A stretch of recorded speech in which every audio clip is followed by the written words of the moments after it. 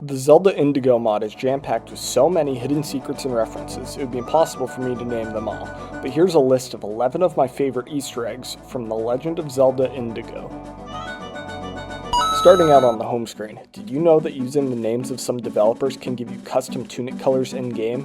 For example, putting KentonM gives you a rainbow tunic, putting Hisuya gives you this pink tunic, and putting Ajakir turns you into the Link from A Link to the Past. Staying with A Link to the Past for a moment, there's actually an interesting stone structure in the water, just like we saw in A Link to the Past. If you pick up one of these rocks and throw it inside the ring, it will give you a Quake medallion, which in this game gives you a double magic bar and an improved spin attack.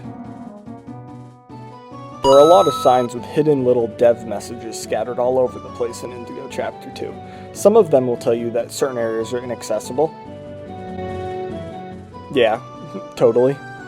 Well, my favorite dev message has to be the one at the end of the unfinished race hidden in the caves of the abandoned shipyard. The sign warns you to not progress any further in the tunnels as they are unfinished, but if you manage to make it all the way to the end, you are rewarded with the sign that reads, "Why? I told you there was nothing here, this is your own fault."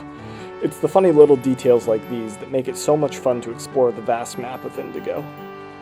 When attempting the Mid-Valley Ranch minigame, you will get a different reward based on how many cuckoos you save. If you save them all, you will get to ride the horse whenever you want free of charge. If you only manage to save some, then you can buy the horse for 2,000 rupees. If you somehow managed to not save a single cuckoo, then the price will skyrocket to a whopping 5,000 rupees. But one thing you might not have noticed is that if you let any of the chickens die, you will leave Gale's house at the same time of night that you finish the minigame. But if you manage to save every single chicken, the time of day actually changes to morning, because Link,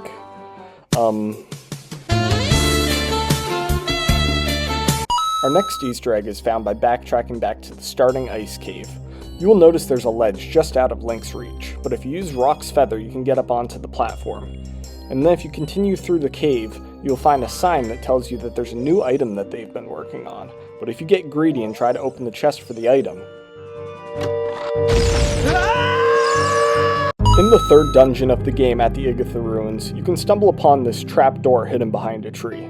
If you choose to investigate, it simply says that it must be opened from the inside.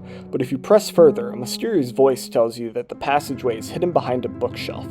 Hitting this bookshelf with your sword in the bedroom will cause it to unveil the hidden entrance, which will allow you to enter the trap door as well.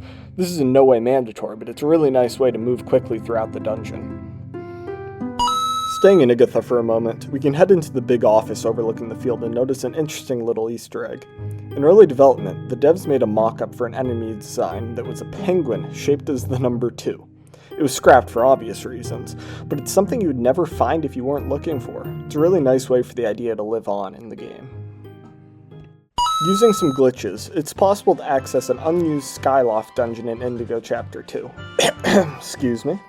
But if you drop down below, we can actually find the original design for Lina Field.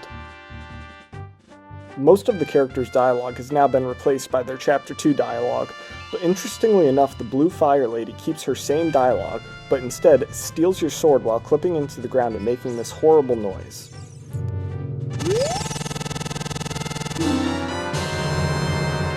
This is not intended, and I have absolutely no idea what causes this, but it's a funny little interaction hidden deep within the game. Attempting to do many of the glitches in this game will actually prompt you with a message asking you why you are cheating. In Lina City, we can find the milk bar from Majora's Mask, but if we ask the owner for a bottle, he warns us that the source of the milk has changed ever since the ranch ran out of cows, and that the milk has a bit of a fishy taste. This is a clever reference to a ROM hack called Master of Time, which is well known for having some of the most off-the-walls writing of any mod that has ever been made. And the mod ends with the Zora selling the milk from Lord Jabu Jabu and killing Link for trying to stop them. It's hilariously bad writing, to be honest, but it's a part of Zelda modding history, and it's a funny little hidden reference to it. Our final Easter egg is a super simple one, but it really just shows how the little touches can add to a mod. Everyone knows that in Ocarina of Time you can run behind the shopkeep to find a hidden blue rupee, but in Indigo they have someone blocking off the back of the shop, and he asks, "What, were you expecting to find 5 rupees or something?" To me, it just really shows how the little extra pieces of care can help to make such an enjoyable experience for the player. Besides, is it just me, or is Tempo looking kinda... Seriously though, thank you guys so much for watching. If you enjoyed, please consider dropping a like and subscribing as it really helps my channel grow. Alright, that's all. Happy Easter, everybody.